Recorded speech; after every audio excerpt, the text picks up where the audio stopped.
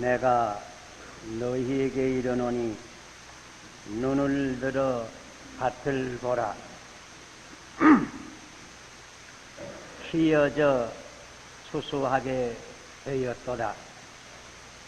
요한복음 4장 35절 하반절에 있는 우리 주님의 말씀이 올시다.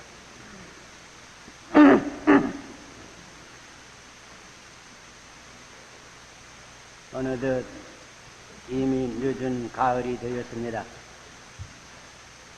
한국의 가을은 아름다운 계절이 올시다.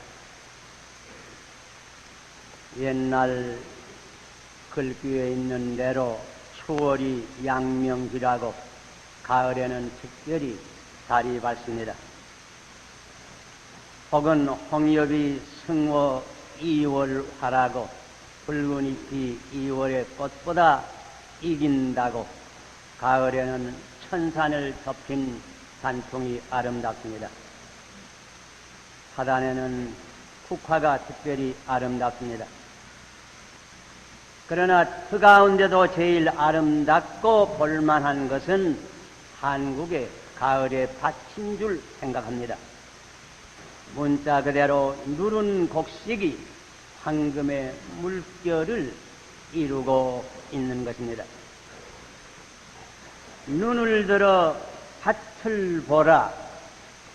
휘어져 수수하게 되었도다.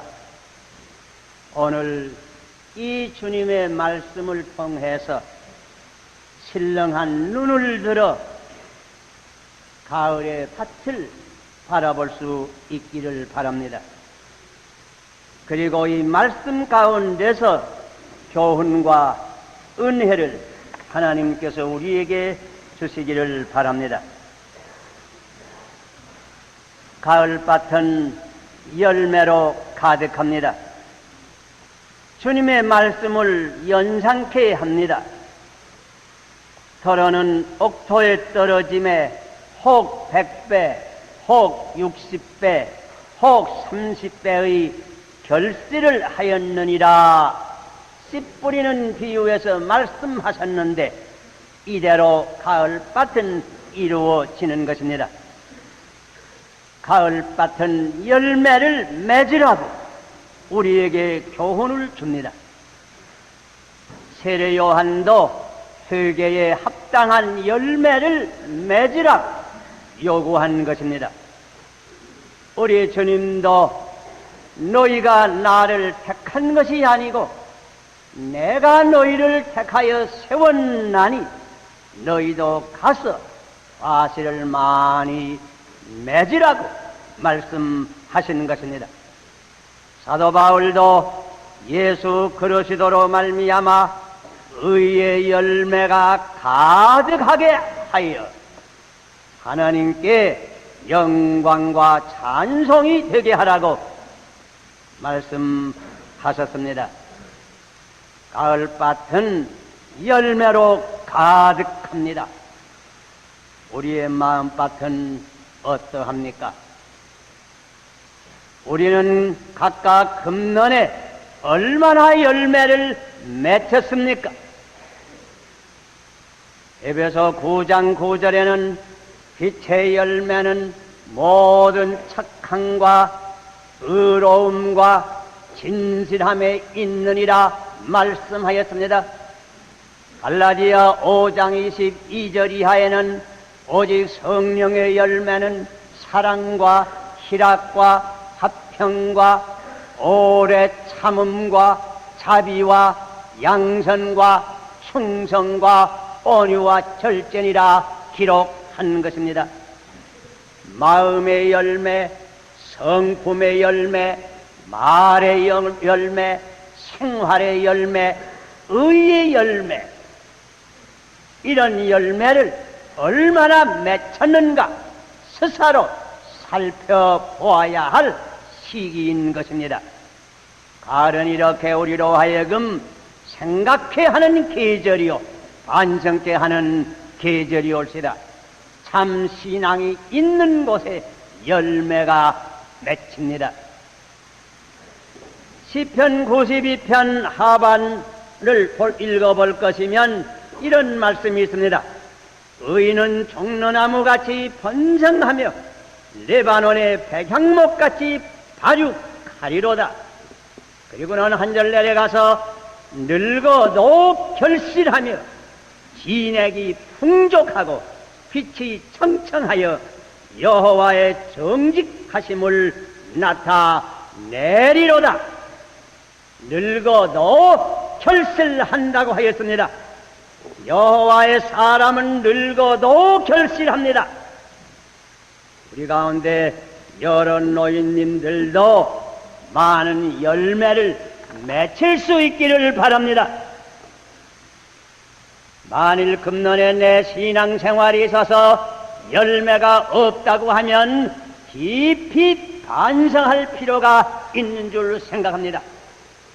성경은 우리가 어떻게 하여야 열매를 많이 맺을 수 있는 비결도 가르쳐주고 또 열매를 맺지 못하는 이유도 분명하게 설명하여 주는 것입니다.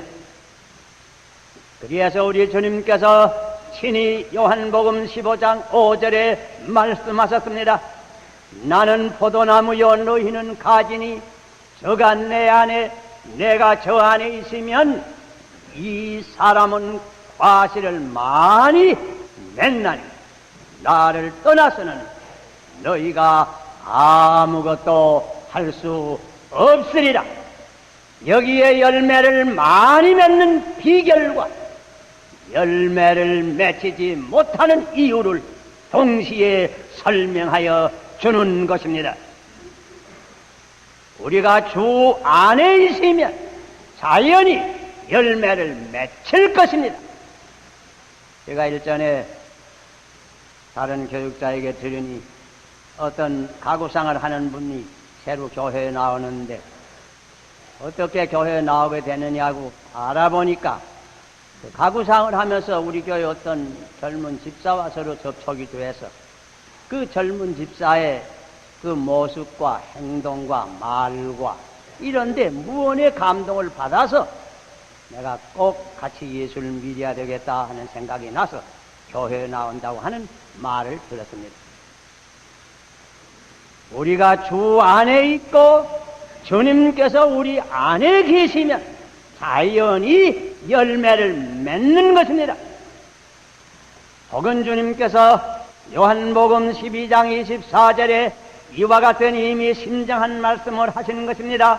내가 진실로 진실로 너희에게 이르노니 한 알의 밀이 땅에 떨어져 죽지 아니하면 한 알 그대로 있고 죽으면 많은 열매를 맺느니라.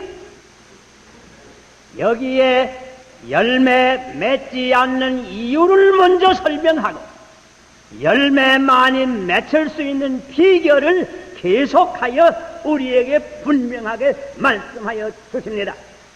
죽으면 많은 열매를 맺으리라.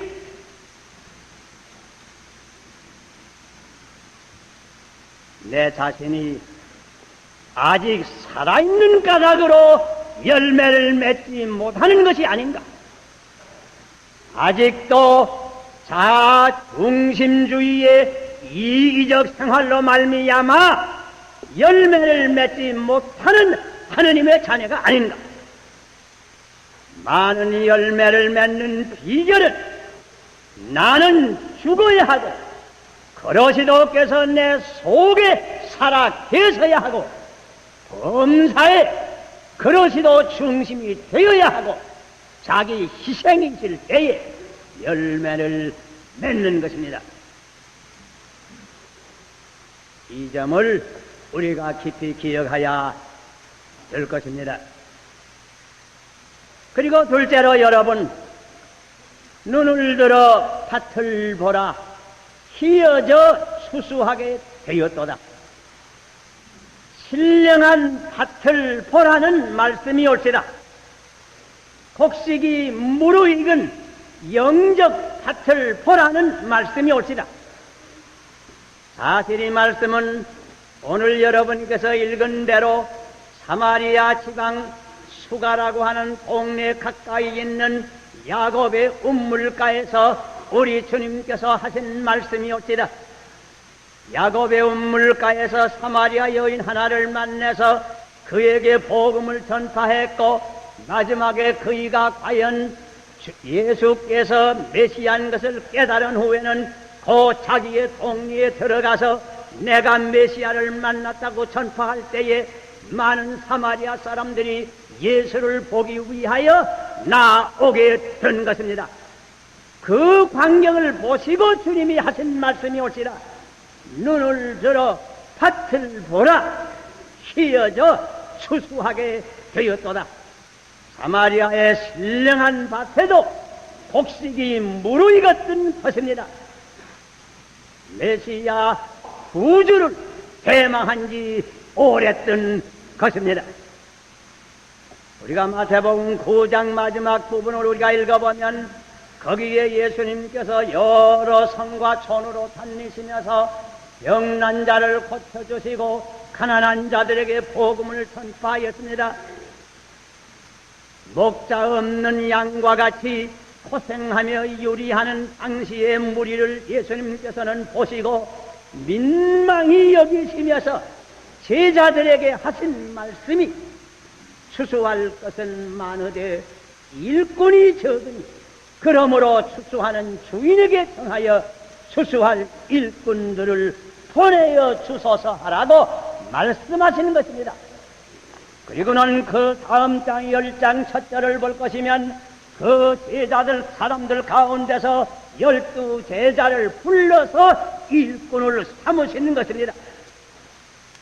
당시에 이스라엘의 신령한 밭도 곡식이 무르익었던 것입니다. 여러분, 한국의 밭은 어떠합니까? 한국의 대중의 형편은 어떠합니까? 문자 그대로 목자 없는 양과 같이 고생하며 유리하는 정황이 아닙니까? 한국의 대중은 영적 목자를 요구하고 있습니다. 한국의 영혼은 사실 비었습니다. 소위 재래 종교는 이미 지나간 골동품이 되고 말았습니다. 한국 민족의 대부분은 무종교 상태에 있습니다. 이 영적 진공 상태는 생명의 종교를 요구하고 있습니다. 오늘의 한국 사람들은 붉은 용인 공산주의와 사생결단의 싸움을 하는 중입니다. 참된 민주주의의 사상적 뒷받침이 될 수 있는 종교를 요구하고 있는 이러한 때입니다. 한국의 사회는 온갖 부정과 부패와 싸우면서 방종이 없는 자유의 사회를 건설하기 위하여 온갖 힘을 쓰고 있습니다. 도덕적 혁신의 원동력이 될 만한 참 종교를 대망하고 있는 것입니다. 문자 그대로 한국의 밭은 복음을 기다리고 있습니다. 복음의 일꾼을 찾고 있습니다. 바로 지난 금요일 오후에 여기 서울대학 그 공과대학 그 군내에 기독학생회관에 봉헌식이 있었습니다. 이 기독학생회관은 우리 교회 최창근 장로님을 건축위원장으로 하고 그 밖에 김덕영 권사님과 실업가들 여러분들이 정성을 모두 와서 아름다운 집을 그 공과대학 군내에 하나 짓고 봉헌식을 거행한 것입니다. 저도 잠깐 참여했었는데 그때 서울대학교 총장과 또 공과대학 학장이 다 나오고 또 여러 교수들이 다 나와서 총장과 그 학장은 특별히 참 이 군에 이와 같이 기독학생회관을 지어주니 얼마나 감사한지 모르겠다고 감사와 치하의 말씀을 하는 것을 들었습니다. 우리 국립대학이 기독교를 환영합니다. 한국 학생의 넓은 밭에 곡식을 무르익이는 것입니다. 제가 약 열흘 전에 광주에 잠깐 다녀왔습니다.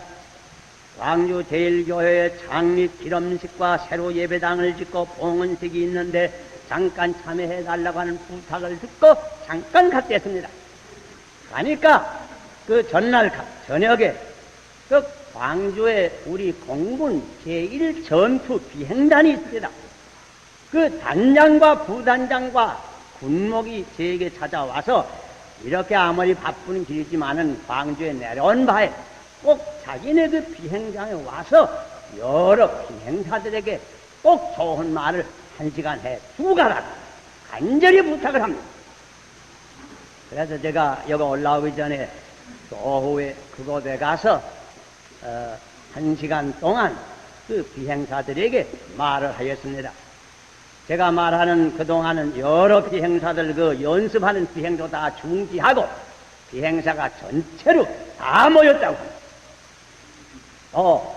그이들이 얼마나 참 말하는 것을 정성 있게 듣는지 그들은 공중에 날아다니는 독수리들이라고 할 수 있는데 참 독수리들에게 몽위를 매기는 감이 있었습니다.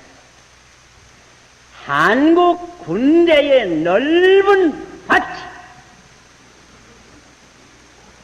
곡식이 무르익는 것입니다. 그뿐만 아닙니다. 한국 농촌의 밭, 한국 실업계의 밭, 한국의 밭은 문자 그대로 곡식이 무르익었습니다. 일꾼을 부릅니다. 여러분께서 이 음성을 듣습니까? 좀 더 시야를 넓혀서 아시아의 밭은 어떠합니까? 인도네시아라고 하는 나라에는 작년에 새로 믿기로 작정하고 교회에 나온 사람이 20만을 넘는다고 합니다.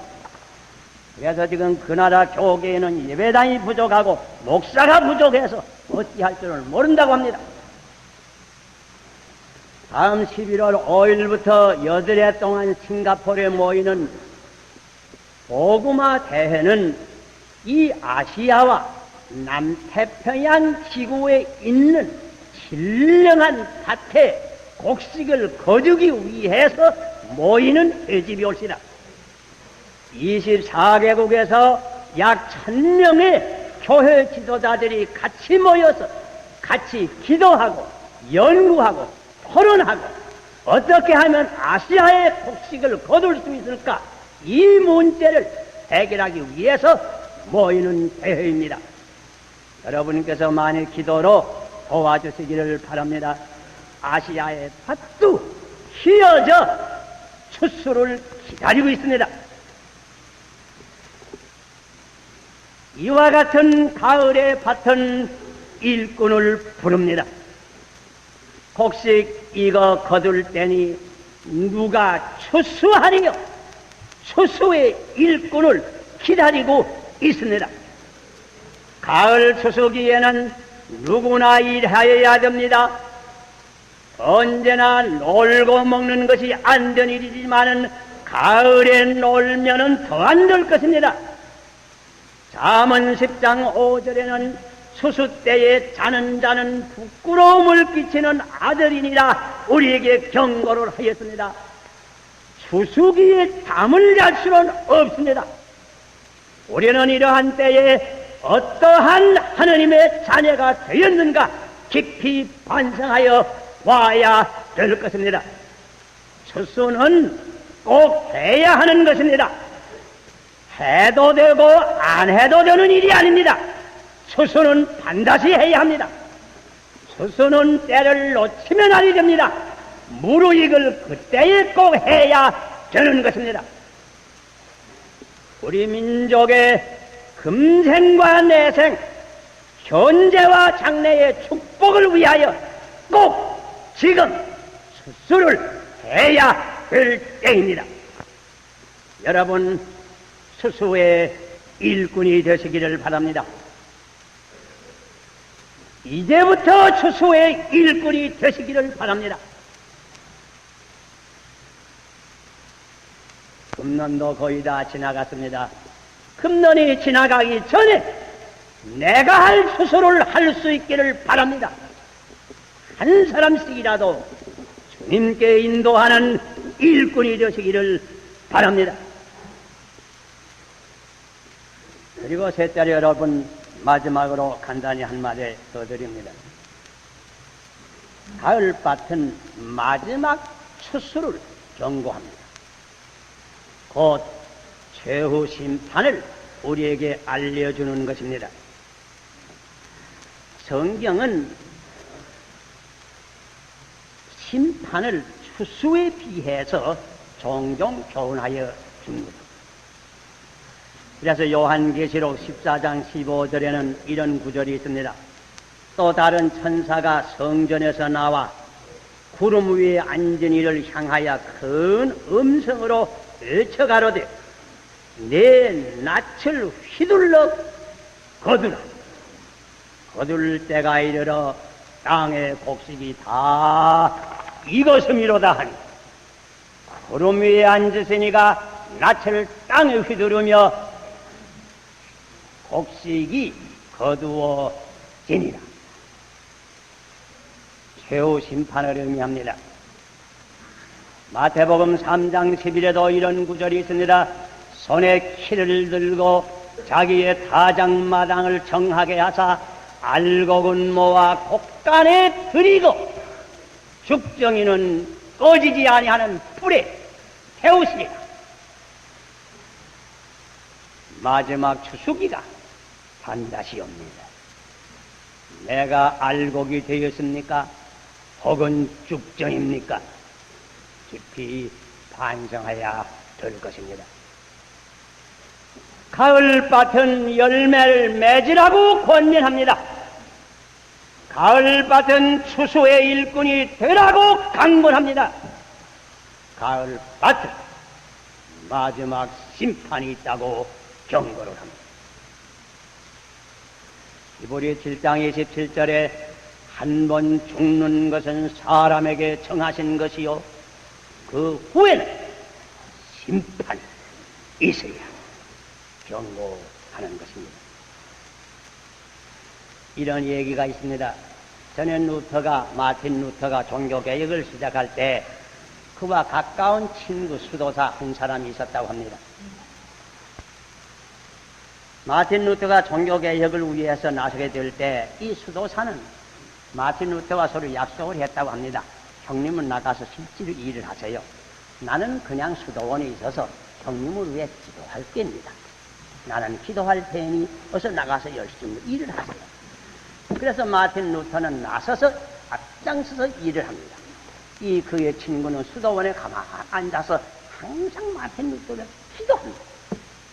그런데 몇 해 후에 이 기도하던 수도사가 꿈을 한번 꾸었다고 합니다. 꿈에 보니 넓은 들에 그저 곡식이 무르익었는데 그 가운데 추수하는 사람은 한 사람밖에 없습니다. 단 한 사람이 낫을 가지고 그 넓은 들에서 추수를 합니다. 그래서 저 한 사람이 누군고 가까이 가서 봤다고 합니다. 보니까 다른 이가 아니고 자기 친구 마틴 루터라. 그래서 이렇게 많은 추수를 어떻게 형님 혼자 할 수 있습니까?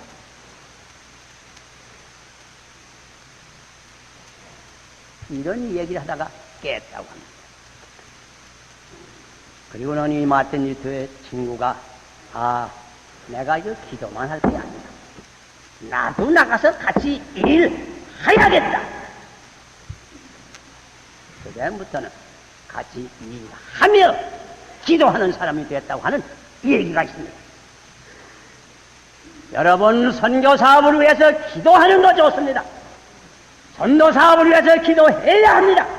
그러나 사실 기도합니까? 기도하면 여러분 자신도 같이 일해야 하는 것입니다. 일하고 기도해야. 눈을 들어 밭을 봐. 쉬어져 수수하게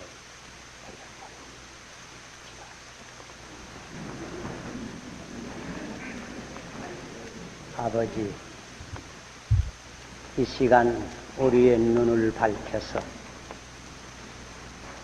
휘어져 수수하게 된 한국의 밭, 아니 아시아의 밭을 바라볼 수 있는 이 시간 되게 하여 주시옵소서. 우리 하나하나가 열매 맺는 아버지의 자녀, 이 추수를 같이 거두는 추수하는 일꾼들이 되게 하여 주시옵소서. 당관하는 자 되지 말고 같이 기도하며 같이 물질로 도우며 내 몸으로 같이 일하는 수술의 일꾼들이 다 되게 하여 주시옵소서. 예수님 이름으로 기도하옵소서.